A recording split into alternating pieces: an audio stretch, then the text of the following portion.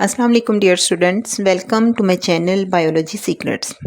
आज हम आपकी खिदमत में एक और नए लेक्चर के साथ हाजिर हैं। आज हम पढ़ेंगे क्लास 9 की बायोलॉजी का चैप्टर नंबर 8 न्यूट्रिशन। और जो टॉपिक हम इस लेक्चर में कवर करेंगे वो है डाइजेशन इन ह्यूमन, यानी कि इंसान में निज़ाम इंहज़ाम जो होता है उसमें खुराक किस तरह से हज़म होती है। तो चलिए स्टार्ट करने से पहले हम अल्लाह ताला से दुआ कर लेते हैं। रब्बी ज़िदनी इल्मा, ए मेरे रब मेरे इल्म में इजाफ़ा फरमा। Our cells require oxygen, water, salts, amino acids, simple sugars, fatty acids and vitamins. हमारे जो सेल होते हैं उनको ज़िंदा रहने के लिए और अपने काम करने के लिए ऑक्सीजन, वाटर, नमकियात, amino acid, simple sugars, fatty acid और विटामिन्स की ज़रूरत होती है। These can cross cell membranes to enter cell. और ये जो अभी हमने नाम लिए हैं इनमें ये सलाहियत होती है कि ये सेल के खुलिये जो होते हैं उसकी मेम्ब्रेन को क्रॉस करके सेल के अंदर दाखिल हो सकते हैं। Amino acids, simple sugars and fatty acids are rare in our environment. Amino acid, simple sugars और फैटी एसिड हमारे माहौल में बहुत कम दस्तयाब होते हैं। Such substances are usually parts of larger molecules like protein, polysaccharides and lipids. ये असल में हमारे पास छोटे छोटे पार्ट्स होते हैं प्रोटीन के, पॉलीसैकेराइड्स के और लिपिड्स के। इसलिए ये हमारे माहौल में रेयर होते हैं क्योंकि ये उनकी डाइजेशन के बाद हमें हासिल होते हैं। और डाइजेशन कहाँ होती है? डाइजेशन ह्यूमन बॉडी के अंदर होती है। और ये जो पॉलीसैकेराइड, प्रोटीन और लिपिड्स हैं ये चूँकि लार्ज मॉलिक्यूल होते हैं can not cross the membranes. तो ये सेल की जो मेम्ब्रेन्स होती हैं उनको क्रॉस करके सेल के अंदर दाखिल नहीं हो सकते, क्योंकि हमने पहले पढ़ा है कि मॉलिक्यूल्स जो होते हैं वो दो तरह के होते हैं। एक होते हैं माइक्रो मॉलिक्यूल्स और एक होते हैं मैक्रो मॉलिक्यूल्स। मैक्रो मॉलिक्यूल्स वो होते हैं जो साइज़ में बड़े होते हैं, जिनका मॉलिक्यूलर नंबर जो होता है वो बड़ा होता है, जबकि माइक्रो मॉलिक्यूल्स छोटे होते हैं जो कि इन्हीं की छोटी छोटी से यूनिट्स होते हैं। There is a need of converting such large and non-diffusible molecules into smaller and diffusible molecules that can cross the membranes. तो अब इनको बॉडी में दाखिल करने के लिए और ब्लड के अंदर शामिल करके अपने टारगेट ऑर्गन्स तक पहुंचाने के लिए हमें ज़रूरत होती है कि हम इनको छोटे छोटे यूनिट्स में डिवाइड करें ताकि ये सेल मेम्ब्रेन को क्रॉस करके सेल के अंदर डिफ्यूज़ हो सकें। This is achieve through the process of digestion. और ये सारा कुछ हम डाइजेशन के प्रोसेस के ज़रिए ही कर सकते हैं। After digestion, the diffusible molecules from the digestive system reach body cells through blood. अब ये मॉलिक्यूल मैक्रो मॉलिक्यूल से जब माइक्रो मॉलिक्यूल में कन्वर्ट हो जाते हैं तो ये मॉलिक्यूल जो हैं वो डिफ्यूजिबल हो जाते हैं कि सेल्स के अंदर ये आसानी से पहुंच सकते हैं। और जब ये सेल के अंदर आसानी से पहुंच जाते हैं तो ब्लड के ज़रिए ये जिस्म के मुख्तलिफ सेल्स तक रसाई हासिल कर लेते हैं। Here they are assimilated to get energy and to synthesize our own structures. अब ये जब ब्लड के ज़रिए अपने डिफरेंट सेल्स में पहुंच जाते हैं तो फिर दोबारा से ज़रूरत होती है कि इनको असेंबल किया जाए और इनको दोबारा से मैक्रोमोलिक्यूल में कन्वर्ट किया जाए ताकि इससे हमें एनर्जी मिले या हमारे जिस्म के जो पार्ट्स बनने हैं उनकी रिपेयरिंग और उनकी ग्रोथ के लिए इसको यूज़ किया जा सके।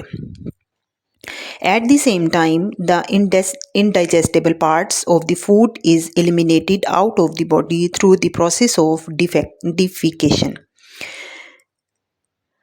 और इसी तरह वो मॉलिक्यूल्स, वो खुराक के वो हिस्से जो कि जज़ब नहीं हो सकते, जो कि डाइजेस्टेबल नहीं होते, उनको हम अपनी बॉडी से डेफिकेशन के ज़रिए हम जिस्म से उनका अखराज कर देते हैं।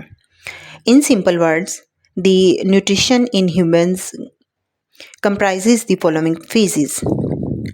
सादा लफ्ज़ों में हम कह सकते हैं कि इंसानी जिस्म में जो न्यूट्रिशंस हैं वो हमें मुंदरजा झेल जो प्रोसेसेस हैं या जो फेजेस हैं उससे हम हासिल करते हैं। तो ये 5 हमारे पास स्टेजेस हैं या फेजेस हैं जिनके होने से ह्यूमन में डाइजेशन का अमल होता है या प्रोसेस होता है। नंबर 1 पे हमारे पास है इंजेशन, नंबर 2 है डाइजेशन, नंबर 3 है एब्जॉर्प्शन, नंबर 4 एसिमिलेशन और नंबर 5 डेफिकेशन। नंबर 1 जो है उसका मतलब है कि इंजेशन, आप अपने फूड को अपनी बॉडी के अंदर लेके जा रहे हैं, यानी कि the process of taking in food, खुराक को जिस्म के अंदर लेके जाने के प्रोसेस को इंजेशन कहते हैं। फिर आता है हमारे पास डाइजेशन। डाइजेशन का मतलब है the process of breaking up complex substances into simpler substances, यानी कि जो खुराक आप खाते हैं उसमें जो मॉलिक्यूल्स होते हैं वो मैक्रो मॉलिक्यूल्स होते हैं। जब आप इसको डाइजेस्ट करते हैं, इसको छोटे छोटे पीसीस में कन्वर्ट कर देते हैं, तो वो सिंपल सब्सटेंसेस में चेंज हो जाते हैं और इस प्रोसेस को हम डाइजेशन कहते हैं। उसके बाद नेक्स्ट आता है हमारे पास एब्जॉर्प्शन। एब्जॉर्प्शन का मतलब है diffusion of digested food into blood and lymph. Digest होने वाली खुराक को हम खून और लिम्फ में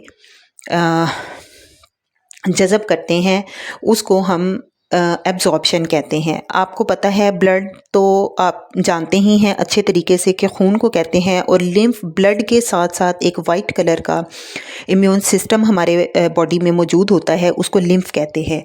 और इन दोनों के अंदर इन न्यूट्रिएंट्स का एब्जॉर्ब होना लाजमी है ताकि उनको अपनी काम को परफॉर्म करने के लिए एनर्जी मिल सके।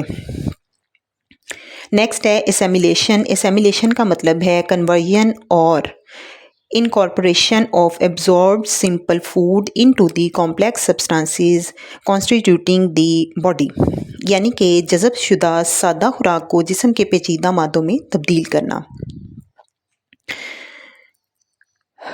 अब जब ब्लड में और लिम्फ में माइक्रो मॉलिक्यूल्स चले जाते हैं तो उसके बाद वहाँ जाके उनको कन्वर्ट कर दिया जाता है दोबारा से असेंबल करके, यानी कि छोटे छोटे यूनिट्स को मिला के दोबारा हमें, जैसे अमाइनो एसिड को मिलाएं आपस में तो फिर हमें प्रोटीन मिलती है, सिंपल शुगर्स को मिलाएं तो हमें कार्बोहाइड्रेट्स मिलते हैं, और फैटी एसिड के छोटे छोटे यूनिट्स को आपस में मिलाएं तो हमें फैट मिलती है, और इस अमल को हम एसिमिलेशन कहते हैं।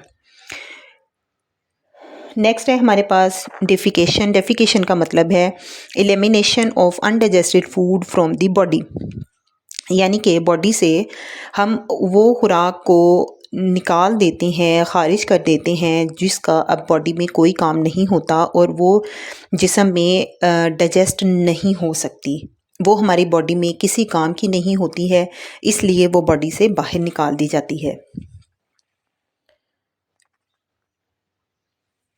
We eat mutton and digest its protein into amino acid.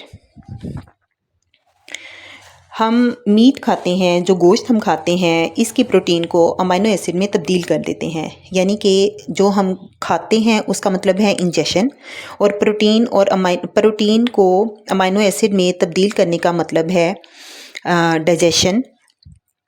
ये उसके बाद जो अमाइनो एसिड होते हैं are use to synthesize our proteins, और उसके बाद ये एब्जॉर्ब होती है। एब्जॉर्ब होने के बाद इसको दोबारा से हम असेंबल करके इनको प्रोटीन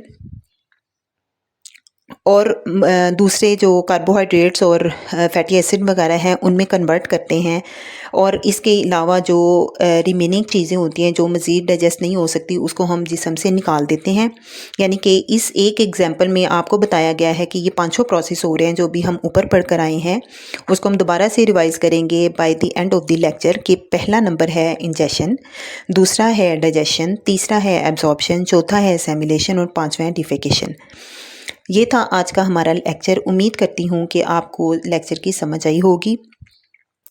आइंदा आने वाले लेक्चर में इंशाल्लाह हम पढ़ेंगे ह्यूमन एलिमेंट्री कैनाल, यानी कि इंसान में जो निज़ाम इन्हज़ाम है वो किस किस चीज़ पर मुश्तमिल होता है और हर पार्ट कौन कौन सा अपना रोल प्ले करता है। मेरे चैनल को लाइक करें, सब्सक्राइब करें और इसी चैप्टर की जो प्रीवियस वीडियोस हैं वो आपको नीचे डिस्क्रिप्शन में उसका लिंक मिल जाएगा। उसको आप जाके रीड करें और अपने दोस्तों के साथ शेयर करें ताकि वो भी इस लेक्चर से फ़ायदा उठा सकें। अगले लेक्चर तक के लिए मुझे इजाज़त दीजिएगा। अल्लाह हाफ़िज़।